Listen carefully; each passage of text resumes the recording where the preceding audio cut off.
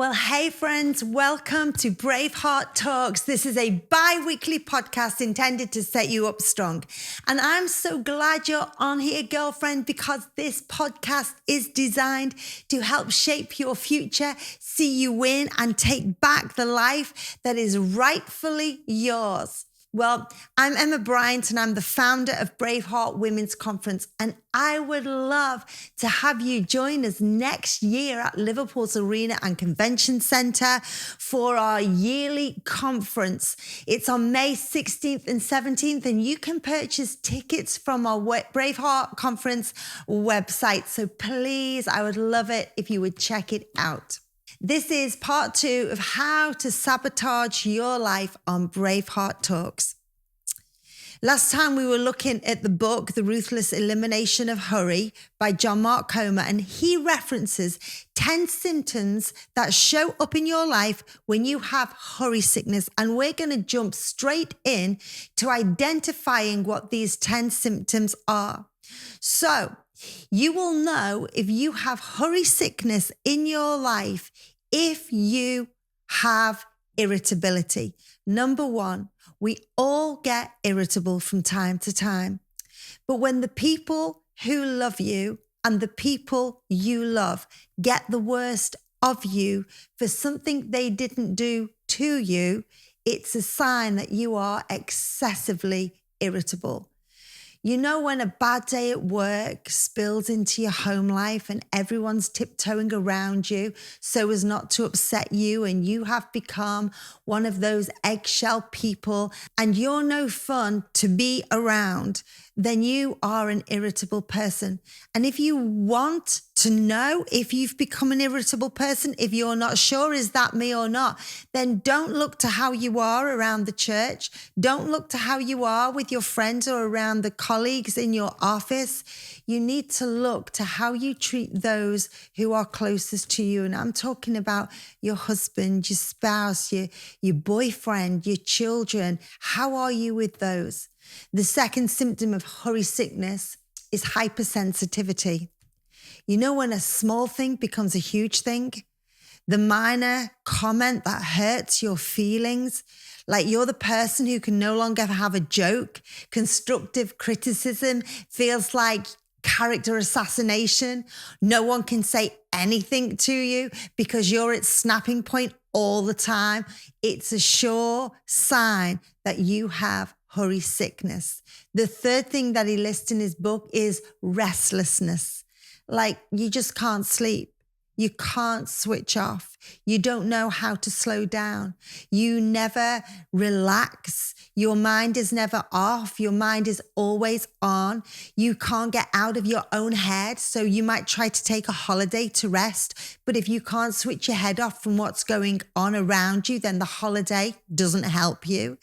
You're the person who puts Netflix on. You put on a movie, but whilst the movie's on, you sit scrolling on your phone at the same time because your mind is hyped on the drug of speed of information. So you need a constant dopamine fixes just to help you function. So you're doing multiple things at once. The fourth thing would be workaholism. It's like non-stop activity. It's work, work, work. Your identity is what you do, so you don't stop doing what you do. Every hour of every day is filled working your job or cleaning the house or running the errands or doing the thing. And by the end of the day, you just find yourself overtired and exhausted, and you've got nothing left to give your spouse, give your children, but the grumpy side of you, let alone give to God. Everybody gets the downside of you. Number 5 would be emotional numbness. Like you don't have the capacity to feel empathy. You are sympathetic less. You lose the ability to be concerned for the well-being of others. You're the person that, in order to sustain your life at the level of pace you're living your life at, you've become hard and resilient to criticism and opinion, but that has left you emotionally numb towards others. You have a symptom of hurry sickness. The sixth thing that John Mark Comer lists in his book is the out of order priorities. Like you're busy going through life, but things are not in the order that they ought to be in. The day runs away with you and you never get around to doing what you plan to do because you always allow yourself to be sucked into everything and you have not learned to differentiate between what is urgent and what is important. So you live life reactive and not proactive. You're living in a season of life right now where you're busier than you've ever been, and yet you don't have time for what really matters. You're suffering from a symptom of hurry sickness. Number 7 would be lack of care for your body or lack of self-care. You don't have time to do the basics. Like you don't know how to get 8 hours sleep and daily exercise and eat healthy home cooked food. You rely on sugar and caffeine and processed food and alcohol just to keep you going. But then you gain weight, you wake up tired, you get easily run down. You have hurry sickness because you're rushing through the basics. The 8th thing would be escapist behavior. When you're too tired to do what is actually life-giving to your soul, you turn to a distraction of your choice just to idle time away. It could be overeating or overdrinking. It could be binge watching TV, Netflix, scrolling through social media, surfing the web. While some of these may be okay when we use them as ways to switch off, all of them can become socially accepted addictions that we use to escape from reality. We end up abusing our lives, wasting time, using our resources, and it's fruitless activity.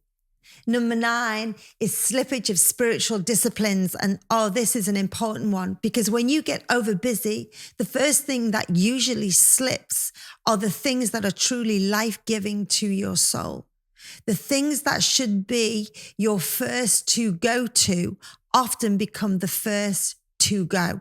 Things like having a devotional time with God. It's the first thing that you stop doing when you are too busy. The first 5 minutes of your day with God, or reading your scriptures, praying, personal worship, or even missing church. These are the things that will give your soul rest, but they take self-discipline. And when you get over busy, you become overtired. And when you're overtired, you've no time for discipline. So you do what's convenient. And you choose a cheap bottle of wine or a mind-numbing TV series over 5 minutes in the presence of God, or that Sunday morning time at church. And the 10th thing would be isolation. Isolation doesn't just mean alone in person. You can be in good company and you can still be isolated. You can be in a crowded room and you can be isolated. Isolation means separation. When the boys were growing up in our family, we always had a rule in our home, and that was no phones at the dinner table. Otherwise, we could all be together and yet isolated from one another, because it's when you're present in person but absent in mind, you're isolated. You're at home with the family, but you're thinking about work. You're away on the holiday, but you're busy making a business deal or checking up with that friend. You're on a date night, but you're scrolling through Instagram. You're so busy trying to be here, there, and everywhere all at once. You're actually doing life in isolation. I think what surprised me most when I looked down this list of the symptoms of hurry sickness was none of them seemed out of the ordinary. Like for me, they have all become a normalized part of our everyday life. Matthew 6:30-33 in the Message says, if God gives such attention to the appearance of wildflowers, most of which are never seen, don't you think He'll attend to you, take pride in you, and do his best for you? What I'm trying to do for you here is get you to relax and not be so preoccupied with getting, so you can respond to God's giving. People who don't know God in this way, in the way that he works, fuss over these things. But you know both God and you know the way he works. So steep your life in God reality, God initiative, God provisions, and don't worry about missing out. You'll find all your everyday human concerns will be met. I think that's a fantastic verse. Do you know Jesus did more in 3 years than most of us could accomplish in 300 years? Jesus accomplished so much in his lifetime. And yet in the Bible, we can see he took naps and he rested and he spent time with the Father and he hung out with friends and he managed to get it all done. How? Well, because he moved with a rhythm of grace on his life and he did not move out of sync with that rhythm. Jesus shows us that when you're in the slipstream of God's rhythm, you can achieve more, you can have rest, you can still maintain relationships, you can still have a fulfilled life. In Matthew 11, Jesus is speaking to a crowd of people who were living life bound by rules and rituals. They were striving to do their best and striving to be their best and trying to keep up appearance with one another. They were competing and comparing and always wanting more. People don't change, right? But Jesus says to them this in Matthew 11:28, and this is the Message translation. Are you tired, worn out, burnt out on religion? Then come to me. Get away with me and you'll recover your life, because I'll show you how to take a rest. He's talking about body, soul, and mind. He says, come with me and work with me and watch how I do it.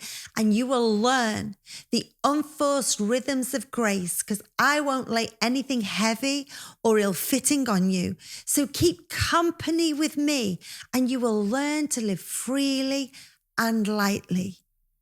Let me show you where we have been going wrong, which has led us to sabotage our very own lives. Jesus says, keep company with me and you will learn to live freely and lightly. Do you know most of us know how to be in the company of Jesus? We turn up to church. We have great Christian friends. We know what it is to be in the company of. But let me tell you that being in the company of is not the same as keeping company with. In the company of is gathering in an environment, but keeping company with is spending personal time. Don't forsake spending personal time with Jesus. In summary, I want to say this. Don't settle just for being in the environment of church where you learn about Jesus, but spend time in relationship with Jesus so you can learn from him. And let's eliminate this disease of hurry sickness from our everyday life by seeking first the kingdom of God, and all other things will be added, will show up in your life. In other words, get your soul right first and the goal will come. I hope this helps you in your pursuit for happiness, in your pursuit for satisfaction, in your pursuit for a restful and a right life. I hope this helps. Let's eliminate hurry sickness out of our lives by pursuing the one, keeping company with the one who allows our soul to rest.